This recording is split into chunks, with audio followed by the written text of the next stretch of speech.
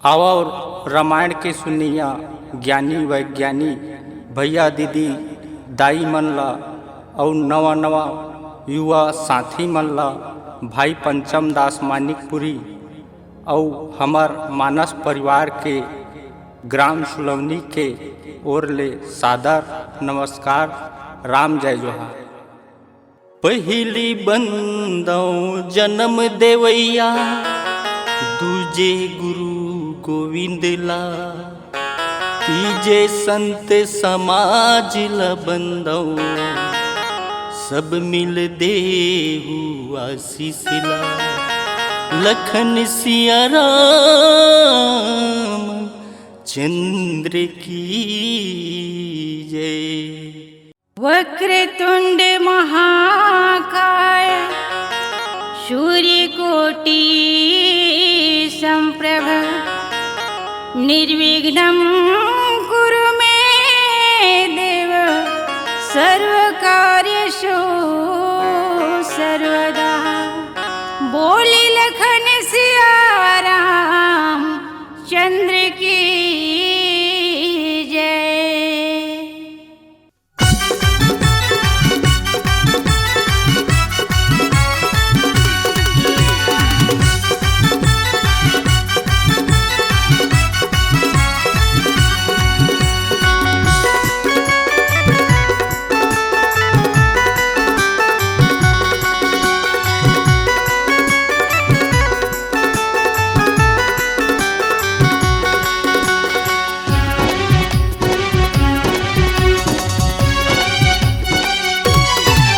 जय जय शिव के गजाननम, हे गिरिजानंदन जी।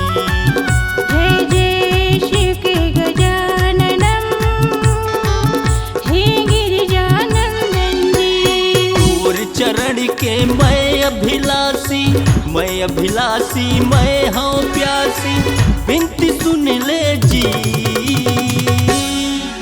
जय जय शिव के गजाननम, हे गिरिजानंदन जी।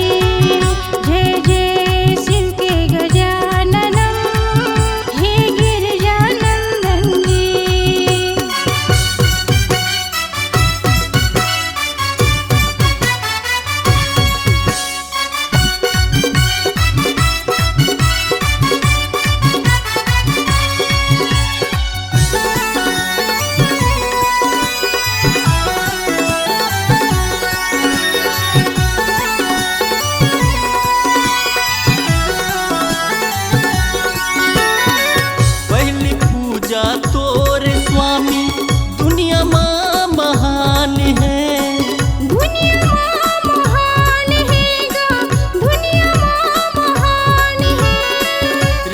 निर्धन तोरे जगह माँ सब एक समान है गा, सब एक समान है।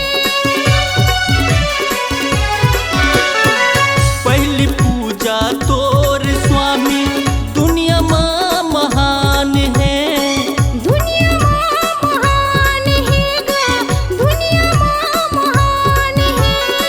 राजा निर्धन तोरे जगह माँ सब एक समान है गा, सब एक समान है। दुख हरता विघ्न विनायक, दुख हरता विघ्न विनायक, हमरो सुन ले जी। जय जय शिव के गजाननम, हे गिरिजानंदन जी। जय जय शिव के गजाननम, हे गिरिजानंदन जी।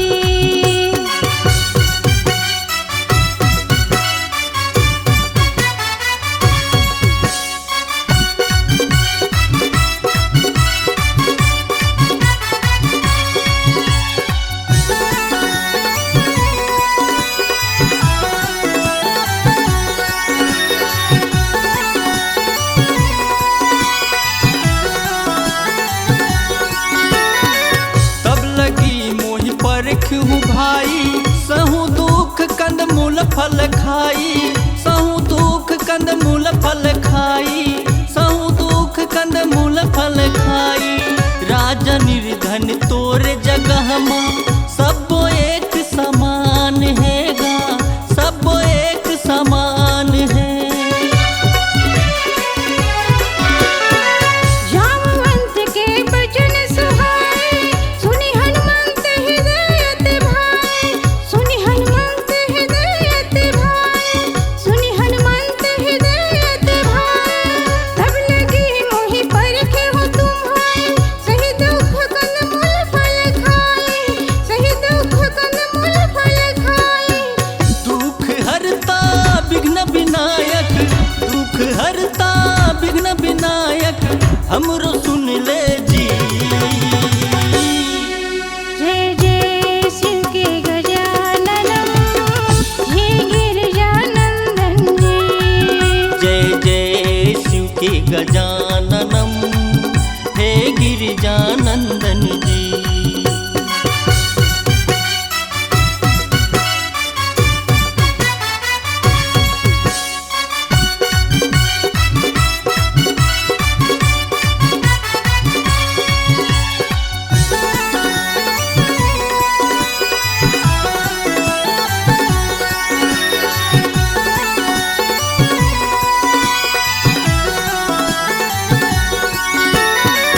दुखिया के ते दुख हरैया, विपथ हरैया गणराज, विपथ हरैया गणराज गा, विपथ हरैया गणराज। सबके बिगड़ी ते हम लाए, हमरो सुन महाराज, हमरो सुन महाराज। दुखिया के ते दुख हरैया, विपथ हरैया गणराज, विपथ हरैया गणराज गा, विपथ हरैया गणराज। सबके बिगड़ी ते हम लाए, हमरो सुन महाराज गा, हमरो सुन महाराज। जन्म जन्म भर सेवा करहूँ, जन्म जन्म भर सेवा करहूँ, हमरो सुन ले जी। जय जय शिव के गजाननम, हे गिरिजानंदन जी। जय जय शिव के गजाननम, हे गिरिजानंदन जी।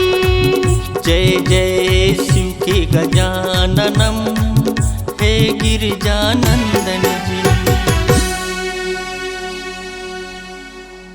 गुरु ब्रह्मा गुरु विष्णु गुरुदेव महेश्वर, गुरु साक्षात् परम ब्रह्म, तस्मै श्री गुरुवे नमः।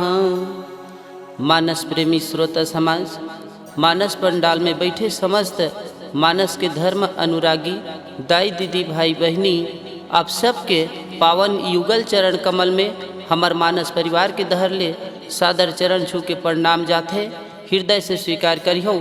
भगवान की कथा तो ऐसे अगम है, अपार है, अगाध है, एखर हजार मुख वाले शेषनाग जी घलो पार नहीं पाइस, तो हमन एखर का पार पाबो। तो आओ अपन त्रुटिपूर्ण भाखा में भगवान की कथा ला छत्तीसगढ़ी बोली भाखा में कहे के प्रयास करत हन। नदिया नरवा पहाड़ पर्वत बसे दाई तोर कोरा, भारत माता के दुलौरिन बेटी तो लकैथे धान के कटोरा। धान के सोनहा काया देवी देवता ला दर्शन के आस है, हमार गांव देहात के छत्तीसगढ़ी बोली जेमा गजब के मिठास है, जेमा गजब के मिठास है। बड़ा ही सुंदर पावन प्रसंग और सुंदर कांड 5वां नंबर के कांड है। गोस्वामी तुलसीदास जी बड़ा ही सुंदर ए सुंदर कांड ला लिखे है। काबर तब 5 नंबर के सबो चीज सुंदर होते, जैसे कि पंच परमेश्वर, पंच कन्या, उही प्रकार के 5 नंबर में सुंदर कांड। और संत महात्मा मन बताते जेन पर्वत ले हनुमान जी छलांग लगा है, वो पर्वत के नाम भी सुंदर री से एखर सेती ए कांड के नाम सुंदर कांड। वो सुंदर कांड की यात्रा करथन। जामवंत के बचन सुहाए, सुनि हनुमंत हृदय अति भाए। तब लागी मोही पर क्यों तुम भाई, सही दुख कंद मूल फल खाई। मानस प्रेमी हनुमान जी ला जब जामवंत जी ओखर बल और बुद्धि के याद दिलाथे, तब हनुमान जी हेतेन अपन पूर्व बल और बुद्धि के सुरता करथे और हनुमान जी ला बोलथे कि है हनुमान जी तोर जन्म तो केवल प्रभु के कार्य बर हो है। तब हनुमान जी हेतेन बड़ा ही आनंद हो जाथे। तब ओला जामवंत के बात सुन के बड़ा ही आनंद आथे। जामवंत के वचन सुहाए सुनी हनुमंत हृदय अति भाए। तब हनुमान जी हेतेन सब बानर और भालू के सेना ला बोलथे कि आप मन ई जगह में रुक करके मोर इंतजार करो, हो न हो प्रभु के कार्य अब सिद्ध हो ही। ऐसे मोर हृदय में विशेष हर्ष होवत है। ऐसे सुंदर प्रसंग चलत है। आओ एक प्यारा से भजन सुनथन। बोल श्यावर रामचंद्र की जय।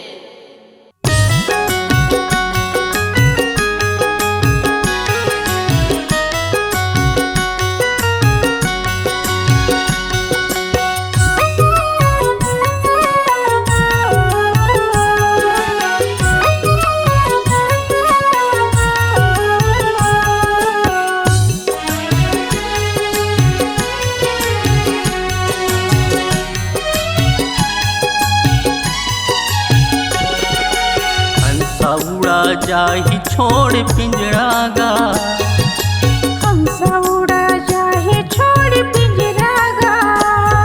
मयारू भैया मान लेन कहना, मयारू भैया मान लेन कहना। मयारू भैया मान लेन कहना, मयारू भैया मान लेन कहना।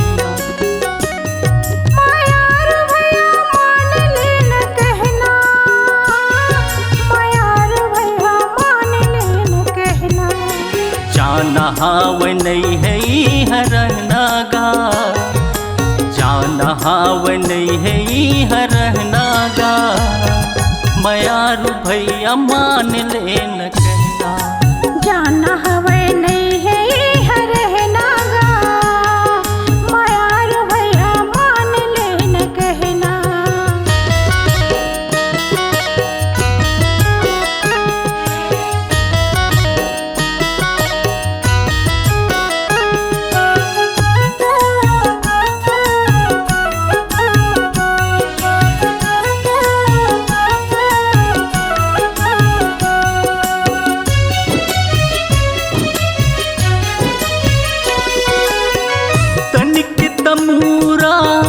बने हैं भैया मन के बांधवता, राम भजन माँ मन रमाला तभे उतरे उपाय।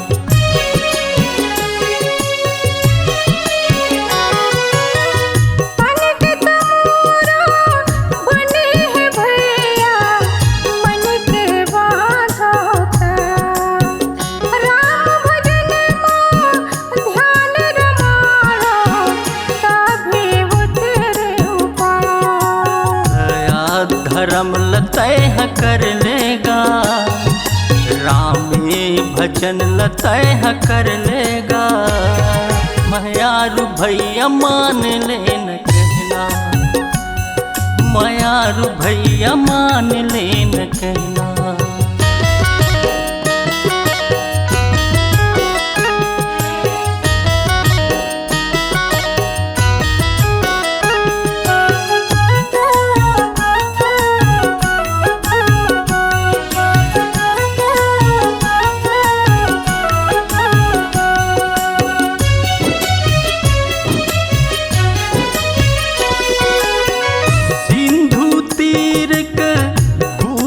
सुंदर कौतुक कूदी चढ़े पर, बार बार रघुवीर संहारी।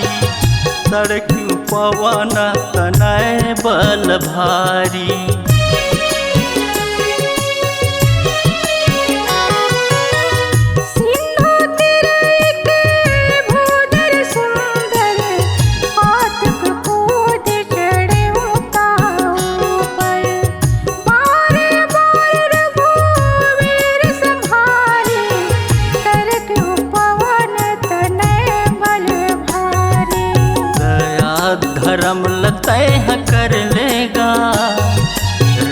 में भजन लतह कर लेगा। मयारू भैया मान ले न कहना, मयारू भैया मान ले न कहना। मयारू भैया मान ले न कहना, मयारू भैया मान ले न कहना। मयारू भैया मान ले न कहना, मयारू भैया मान ले न कहना। जाना हवे नहीं है रहना गा, जाना हवे नहीं है रहना गा। मयारू भैया मान ले न कहना, जाना हावे नहीं है यहाँ रहना गा। मयारू भैया मान ले न कहना, मयारू भैया मान ले न कहना। मयारू भैया मान ले न कहना, मयारू भैया मान ले न कहना। सिंधु तीर के भूधर सुंदर, कौतुक कूदी चढ़े उताऊ पर। बार बार रघुबीर संभारी, तर क्यों पवन तनय बल भारी। मानस प्रेमी सिंधु तीर एक भूधर सुंदर, जिन जगह में हनुमान जी जामवंत जी ला समझात्री से, वही पास में एक सुंदर नाम के बड़ा ही सुंदर पर्वत रिसे। तो हनुमान जी जामवंत के बात ला सुन करके वो पर्वत में खेल के समान ही कौतुक कूदी चढ़े उता ऊपर।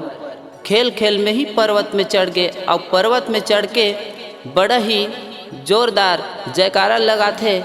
तब हनुमान जी के वेग से, हनुमान जी के ताकत से पर्वत तेन हिले लगते, पताल लोक के तरफ जाए बर करते।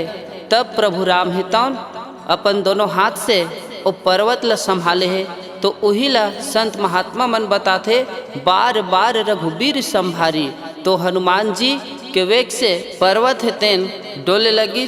और बाद में फिर हनुमान जी हेतेन बड़ा ही ताकत के साथ जय ही गिरी चरण देही हनुमंता, चले उसोगा पताल तुरंता।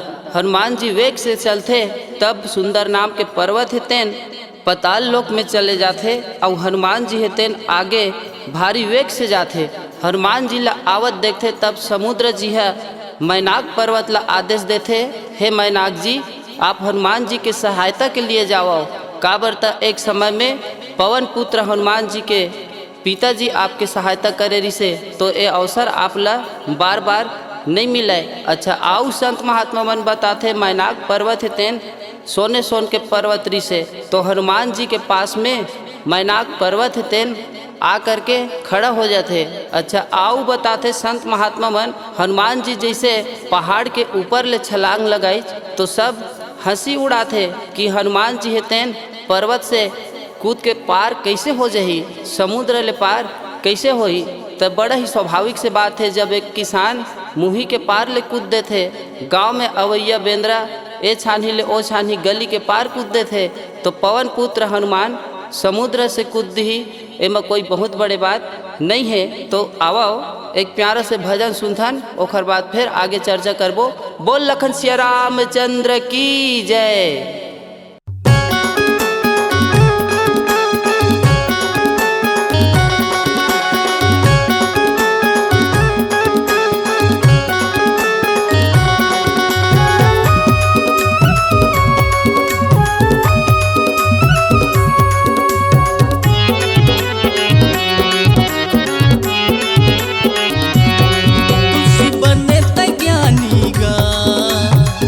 कथा लत लिखे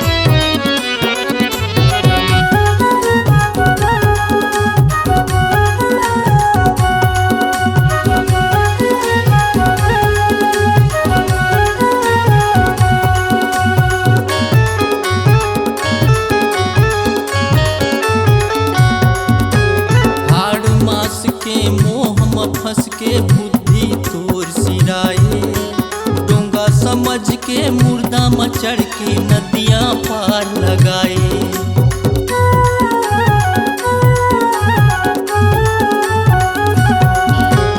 आड़ी मास के मोह में फंस के बुद्धि तोर सिराए, डोंगा समझ के मुर्दा में चढ़ के नदिया पार लगाए, डोंगा समझ के मुर्दा में चढ़ के नदिया पार लगाए। ज्ञान बतावे रत्नावली रत्नावली रत्नावली, सुमरन कर भगवान के तुलसी बने हैं ज्ञानी का, कथा लतन लिखे सिया राम की। तुलसी बने हैं ज्ञानी गा, कथा लत लिखे सिया राम के।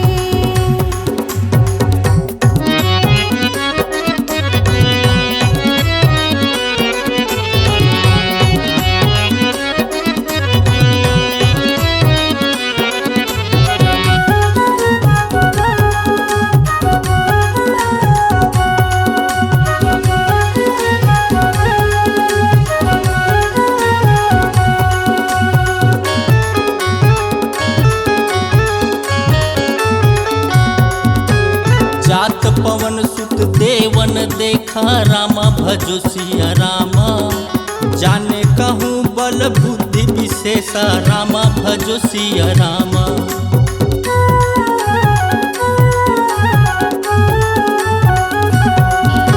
सुरसा नाम यहिन के माता, रामा भजो सिया रामा। बैठही आए कहीं ते माता, रामा भजो सिया रामा।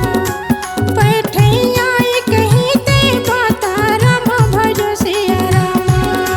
ज्ञान बतावे रत्नावली रत्नावली रत्नावली, सुमरन कर भगवान के तुलसी बने हैं ज्ञानी का, कथा लतन लिखे सिया राम की। तुलसी बने हैं ज्ञानी गा, कथा लत लिखे सिया राम के।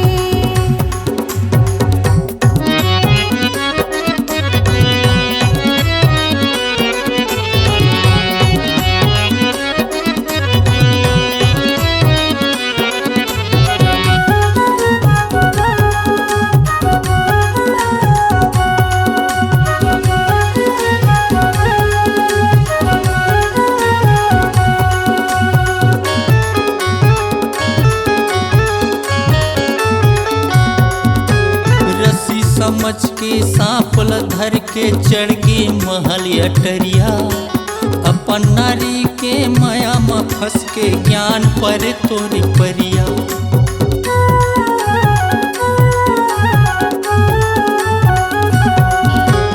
रस्सी समझ के सांप धर के चढ़ गे महल हटरिया, अपन नारी के माया में फंस गे ज्ञान पर तोर परिया। अपन नारी के माया में फंस गे ज्ञान पर तोर परिया। ज्ञान बतावे रत्नावली रत्नावली रत्नावली, सुमरन कर भगवान के तुलसी बने हैं ज्ञानी का, कथा लतन लिखे सिया राम की। तुलसी बने त ज्ञानी का, कथा लतन लिखे सिया राम की। तुलसी बने हैं ज्ञानी गा, कथा लत लिखे सिया राम के। कथा लतन लिखे सिया राम की। कथा लत लिखे सिया राम के। कथा लतन लिखे सिया राम की। हनुमान तेहि पर सकर पुण्य किन्ह प्रणाम। राम काजु किन्ह बिनु मोहि कहाँ बिसराम। मानस प्रेमी हनुमान जी मैनाक पर्वत ला देख कर के रुकी। मैनाक पर्वत है तेन सब अपन योजन हनुमान जी ला बताई। तब हनुमान जी है तेन बड़ा ही सुंदर भाव से प्रणाम करके मैनाक पर्वत ला आगे बढ़थे। तब जात पवन सुत देवन देखा, जा न कहूँ बल बुद्धि विशेषा।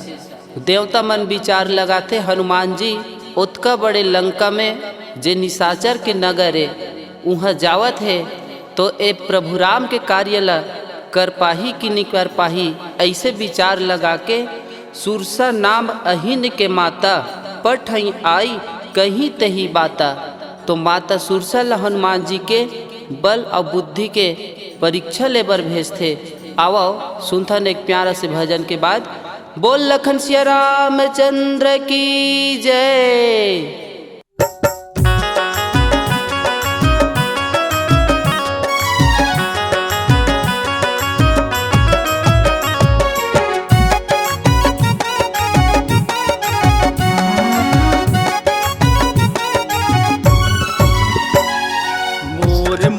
रात दिन लगे मायाओ, मोर मोर रात दिन लगे मायाओ। भक्ति भजन जाने नहीं वह रे मूर्ख खोर। तई बताना रे तई बताना जी, ये दुनिया मखा चीज तू। तई बताना रे तई बताना जी, ये दुनिया मखा चीज तू।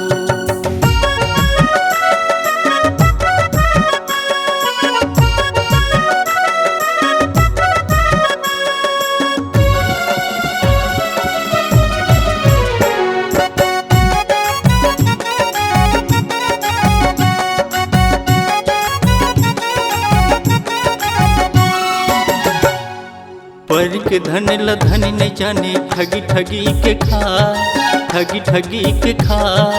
बदला देना पहिर संगी कुकुर जन्म आय।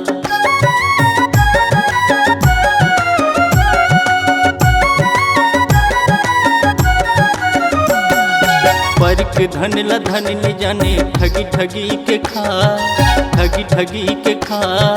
बदला देना पढ़ी संगी कुकुर जन्मा। तीन पग महाराजा बलीला, तीन पग महाराजा बलीला हो गे बड़ कभोर। तई बताना रे तई बताना जी, ये दुनिया मका चीज तो। तई बताना रे तई बताना जी, ये दुनिया मका चीज तो।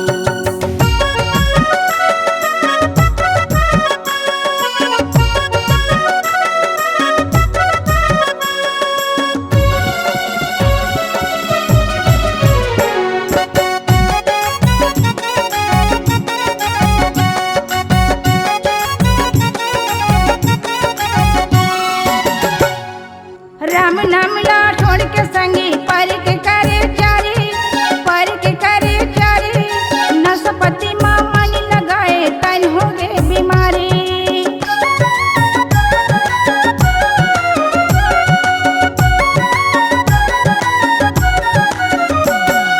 राम नाम ला छोड़ के संगी पर के करे चारी, पर के करे चारी। नसपति माँ मन लगाए तन हो गए बीमारी।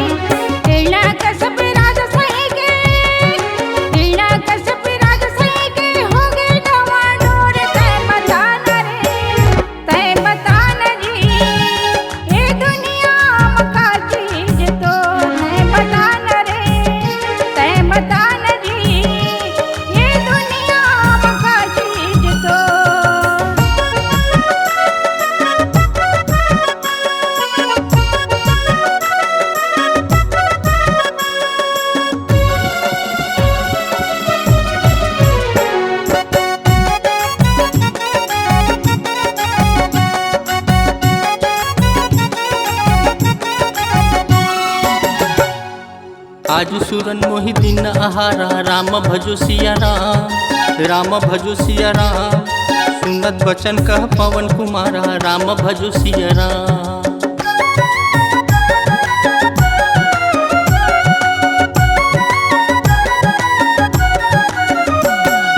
आज सुरन मोहि दिन आहारा। राम भजो सिया राम, राम भजो सिया राम।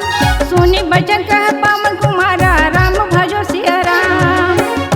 पग महाराज बलीला, तीन पग महाराज बलीला हो गे बड़ कभोर। तई बताना रे तई बताना जी, ये दुनिया मका चीज तो तई बताना रे तई बताना जी, ये दुनिया मका चीज तो।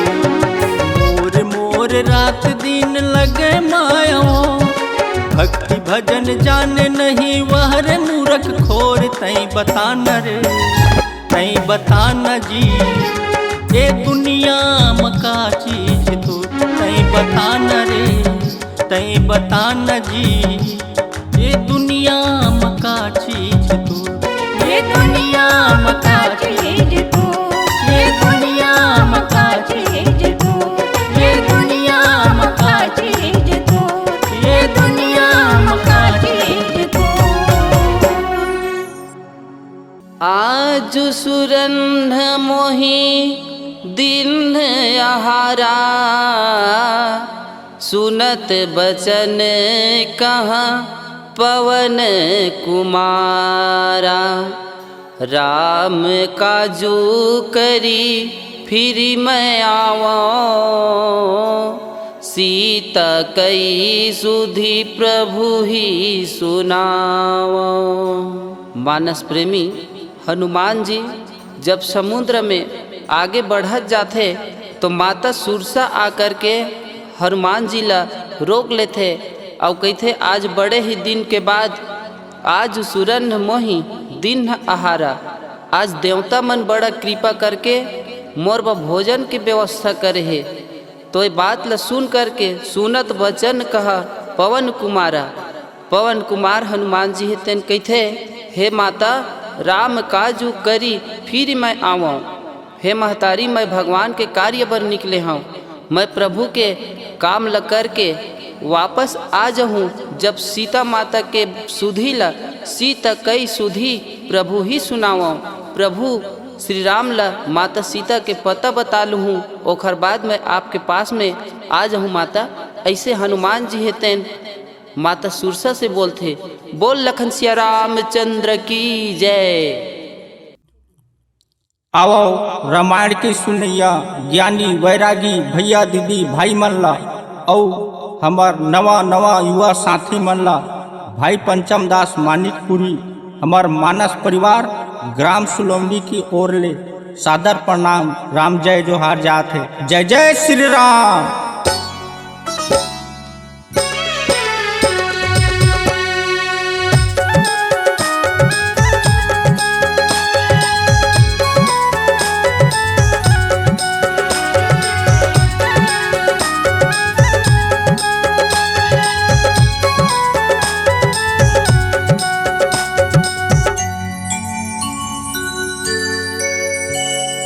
दो अक्षर के राम नाम, दो अक्षर के राम नाम, दो अक्षर के राम नाम, दो अक्षर के काया इम लगे रे,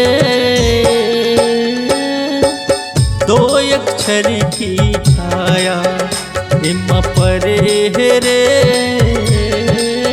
दो अक्षर की साया। दो अक्षर के राम नाम, दो अक्षर के राम नाम, दो अक्षर के काया इम लगे रे, दो अक्षर की छाया इम परे रे, दो अक्षर की साया।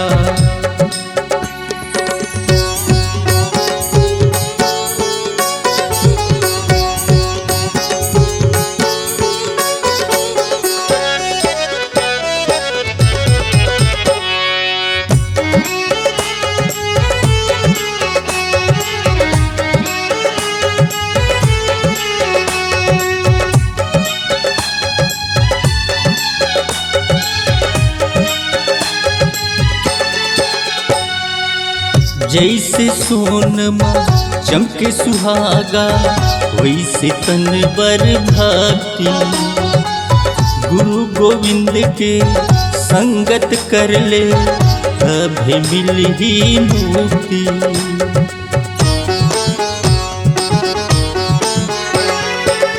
जैसे सोनमा चमके सुहागा वैसे तन बर भक्ति। गुरु गोविंद के संगत कर ले कभी मिली मुक्ति। जीभ से लेकर जीव घलोहर, जीभ से लेकर जीव घलोहर दो अक्षर ही पाया। हिम लगे है रे दो अक्षर की छाया। हिम लगे है रे दो अक्षर की साया।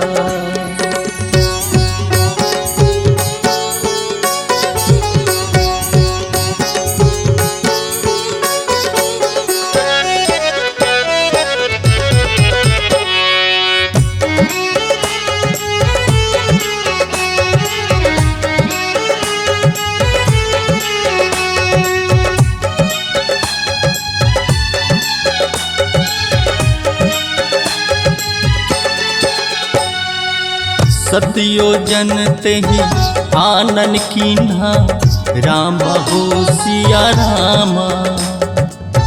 अति लघु रूप पवन सुत लीन्हा राम हो सिया रामा।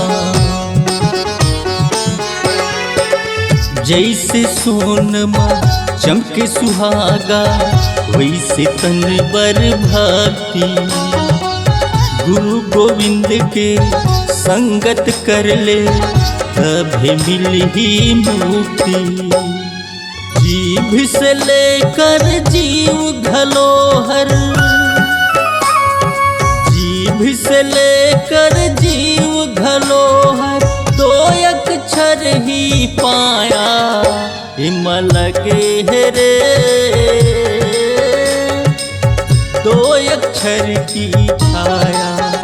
हिम लगे है रे दो अक्षर की साया। दो अक्षर के राम नाम, दो अक्षर के राम नाम, दो अक्षर के काया। हिम लगे है रे दो अक्षर की छाया। हिम परे है रे दो अक्षर की साया। दो अक्षर की राम नाम।